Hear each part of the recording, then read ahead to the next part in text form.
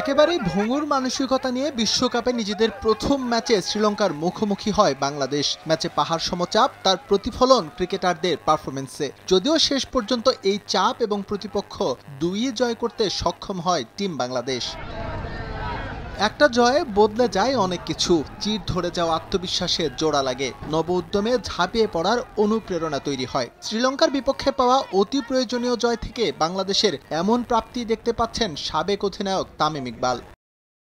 সম্প্রতি বাংলাদেশ শ্রীলঙ্কা ম্যাচে বেশ কিছু অঘটন ঘটেছে। নাগিন ড্যান্স দিয়ে শুরু, এরপর টাইমড আউট। এই জয়ে খুব খুশি, জয়টা খুব দরকার ছিল। যুক্তরাষ্ট্রের বিপক্ষে সিরিজ হারের পর অনেক সমালোচনা হয়েছে, তাই এই জয় দলের জন্য খুব বড় ব্যাপার। ক্রিকেটাররা এখন মানসিকভাবে স্থির হতে পারবে, নিজেদের খেলাটা নিয়েও আরও ভালোভাবে ভাবতে পারবে।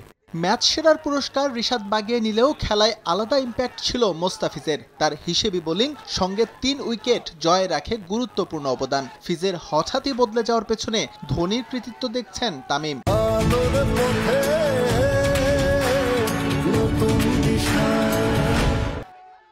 মুস্তাফিজের পারফরমেন্স ভালো লেগেছে। কিছুদিন আগেও ভালো খেলতে পারছিল না, বাদও পড়েছিল।